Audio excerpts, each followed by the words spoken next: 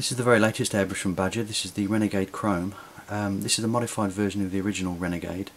It's got some improvements. Badger have listened to original users of the Renegade and felt that a few modifications could make it even better. So we'll have a look in the box and I'll talk you through what's been done.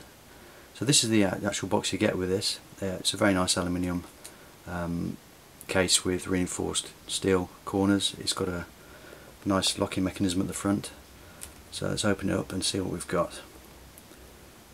Now this particular kit here, the Renegade Krome airbrush, most Badger airbrushes now come with this protective rubber cap on it.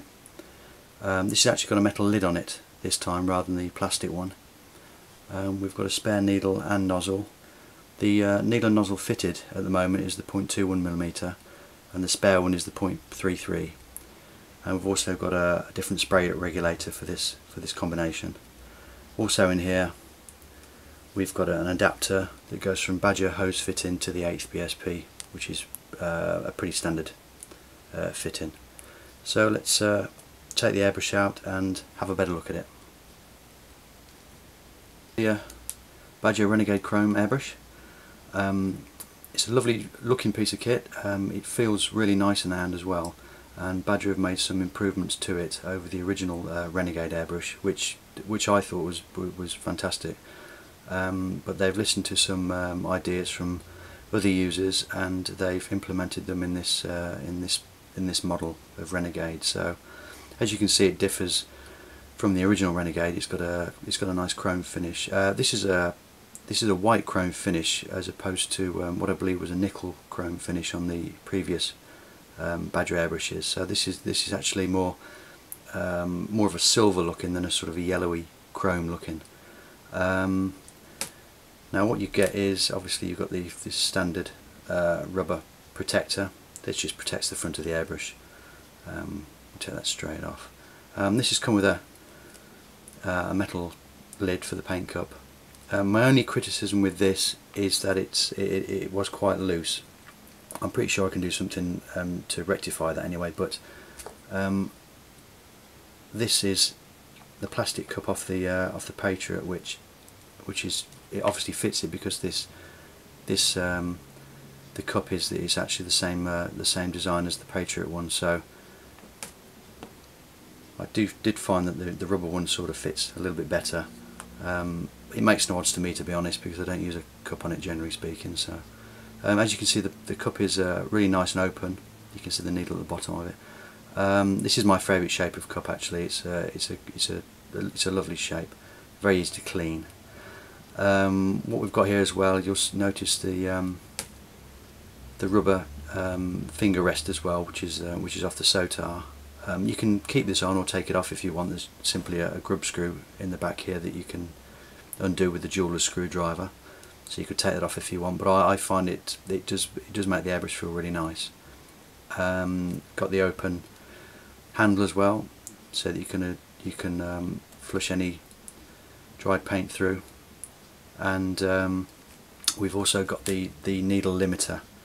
Now the one on the Renegade previously was quite loose actually, but what they've done now is they've put an O-ring in here, and it's nice and smooth, and it won't move out of position unless you want it to. So it's also got a collar on here, which I believe is from the Sotar airbrush, and it's got graduations on it, so you can get precise adjustments and you can move it back and forth, and so you know exactly where you are.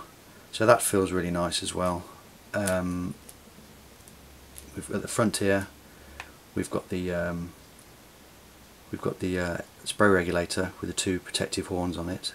You can get an optional spray regulator at the front there with nothing on it at all, which gives you a completely open needle, which is the one I prefer actually. So that is available. They've actually supplied that with the other needle in the kit as well, so that's good. So on the face of it, it looks a fantastic brush. It really does. Now you'll also notice the different colour of the trigger and the back lever. Now what Badger have done to make this a really smooth operating area here, they've added something called glide coat, which is I believe to be a metal treatment on the back lever and the trigger, and it's made it really smooth. There's no grittiness or anything to it at all. So that's one of the main improvements they've done on this. To be honest, with the original Renegade, I didn't find it had a problem anyway. The first thing I do when I get an airbrush, I strip it down straight from the box, and I put some of the Badger's needle juice lube all over the airbrush, inside all the moving parts, and it makes the airbrush feel great anyway. So, but it is an improvement anyway, I understand. So that's really good. So what we'll do is we'll strip this down and we'll put it back together again, and we'll go through the main components inside.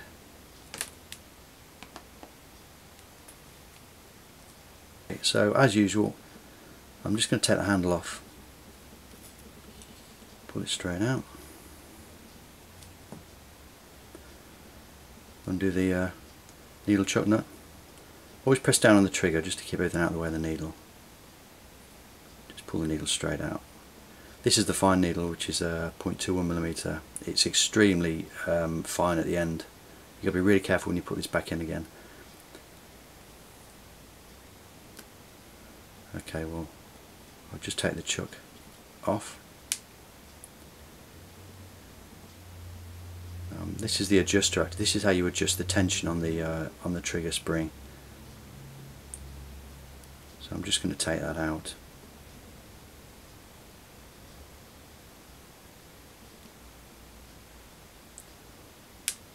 As you see there, we've got the spring in the back. It's a very open coiled spring, really. It's quite short.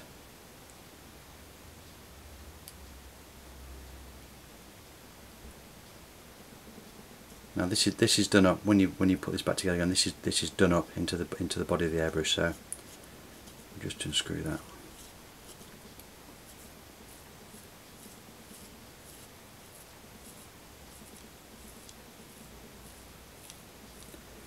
What I've done is, before I started this video, I've actually stripped it down before and just lubed everything up. It just makes it easier to strip down.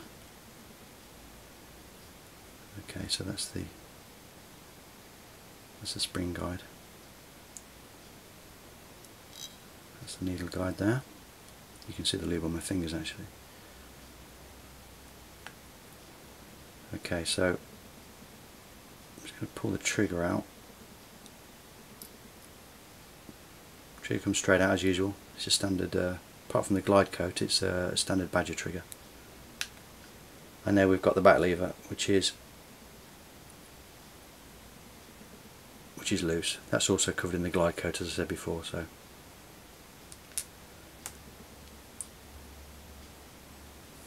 I'll just wipe my hands.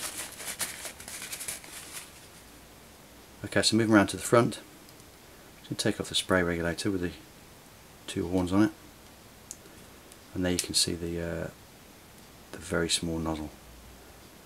Now what I've done with this, I put a blob of needle juice on the nozzle just to keep it inside the body, otherwise it can drop out. Okay, so there you go, that's the nozzle out. No threads on it, just sits in the mating surface in the front of the airbrush there. So that's as far as you need to go. Just make sure you don't drop that nozzle anywhere, because you probably won't be able to find it again. That's really as far as you need to go, to be honest, generally speaking. I could take that off, but I mean, there's no point really. So there you go, that's all stripped down.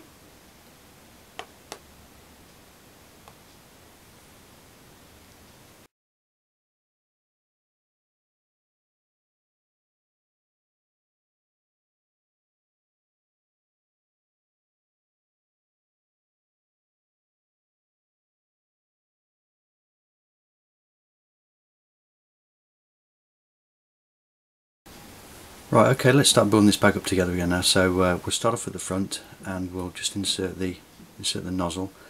As I said before, what I've done is I've put a little bit of Badger lube into the body just to hold the nozzle in place. It can drop out, so, and then we're just going to put the retainer over the top. Just make sure you get the threads lined up, and then that's it. everything's just finger tight. They're nicely knurled, so there's plenty of grip for your fingers. So we'll just nip that up, and then we're going to put the spray regulator with the two horns on the front. We'll just put that over the top and screw that in position. Nip it up, and there you go. That's the front built up. The nozzle's protected, and the needle will as well when we get that inserted. So that's the front finished, and then what we'll do now is we'll move around to the back of the airbrush.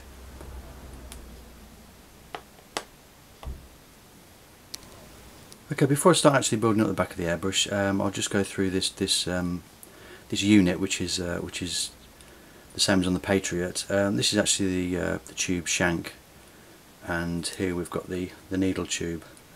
Now you can build this unit up before you insert it into the airbrush. I prefer to actually put the spring in afterwards. It just helps me to get everything lined up. So if you'll notice on here there's a flat. There we go. And that will actually sit into the same mating flat in there. So there you go. Now when you build this up, sometimes you can try and move forward. So I should just keep hold of it and make sure that it doesn't roll forward, and then you'll be okay. So that's the this is the unit here. That's the spring that we'll put on eventually, with the spring adjuster as well. So we'll do all that once this is actually in the airbrush. Okay, and what we'll do now is we'll move to the back of the airbrush and start building it back up again. Okay, as I said before, the back lever on the trigger is separate. It's not pinned to the needle guide, so we need to put that in first and just making sure it's the right way round. The back of the trigger actually rides in this U shape here, so you can't go wrong with it, to be honest.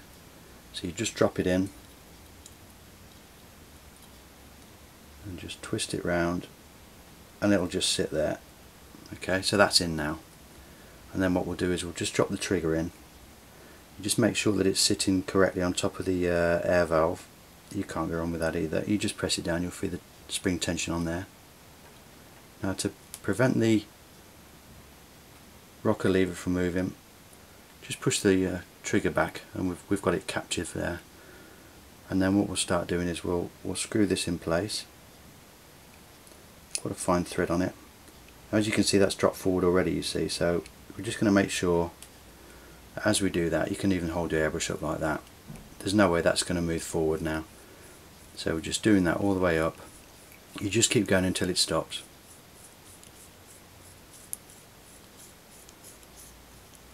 Okay, now that's done up now. You don't do any tighter, but you just need to do it up. Okay, so we've got, now I'm going to place the spring on there. It just sits in there, and then I'm also going to put the spring adjuster in now. So we'll just push it forward and start screwing it in. Now, depending on how much tension you want on the spring, it's up to you, but I mean I like it quite light, so I'm just going to do it about halfway. Right, so that's in position. You can feel it's okay because you can move the trigger all the way back. You've got nothing trapped or anything. Now what we'll do is we'll just put the needle chuck back on. Don't do it up too tight, otherwise you'll get some resistance when you want to insert the needle, so just back it off a little bit. Now I always press the trigger down just to make sure there's nothing in the way of the needle when you push it in, because this is an extremely fine needle and you don't want it to touch anything or come into contact with anything. So we're just going to line it up and we're just going to push it in position, and you'll just feel it go into the needle seal in the body, and you'll feel it then just eventually just touch against the back of the nozzle, and then you're in position there. Just nip that up and you're away to go. Just check that just to make sure that all the travel's free, and that's great. And then all we've got to do is put the handle back on.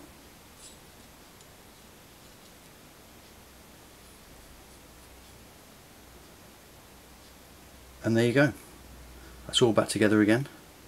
You can adjust that as you wish, the needle limiter, and that's all built back up. It's as easy as that.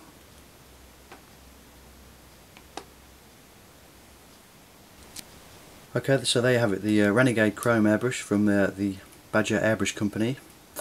This is the latest airbrush. I really hope it does well because it deserves to. It's a superb brush. They've made quite a few modifications. As I said, the original Renegade, to be honest, they didn't have any problems with it, but they've listened to people that wanted some modifications, and it's I'm sure it's worthwhile. It's a really nice looking airbrush. It's really well finished, and it'll just perform exactly the same as the original Renegades as far as spraying capabilities, which is superb. It really is a great detail gun anyway. So if you're looking for a really nice detail gun, then I can highly recommend this, to be honest.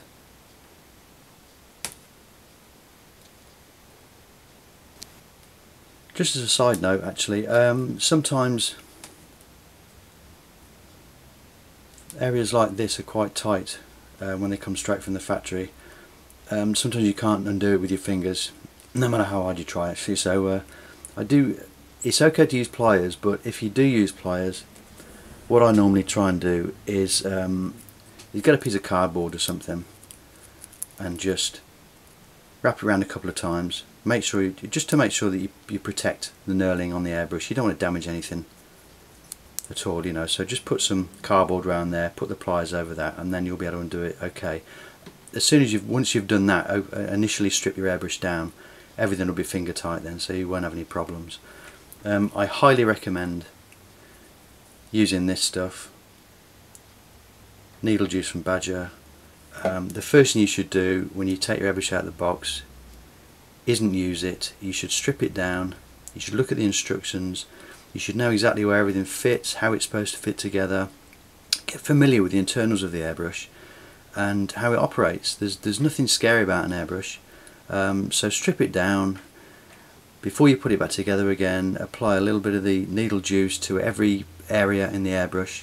Then you put it back together again, and you've started from a great point then.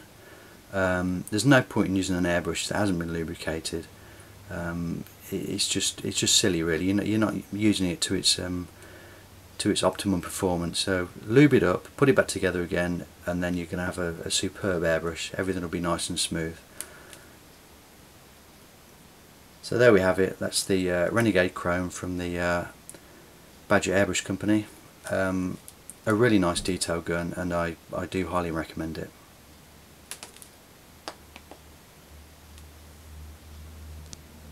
Okay, I just want to show you the optional spray regulator that you can get. As I said, this one comes with the horns on it. It's a great idea, and if you're okay with that, that's fine. I just prefer more open access to the needle. So I'll just take this off, and I'll show you the optional one that you can get. This one is actually off the original Renegade, which is so it's the black colour, but so there you go. That's there's no horns on that at all, and I've just backed off the needle just before I put that on, just to make sure you don't catch it. But just pushing that forward. There you go. You can see the needle there. So as you can see, it's really open at the front with this regulator on, and this is the one I prefer. It's great, and actually the black one goes well with the finger rest as well, if you and the trigger. So if you bother about anything like that, I think that looks great now. So that's my choice of air regulator, spray regulator at the front there. I recommend getting it if you're doing any tight detail work. So that's great.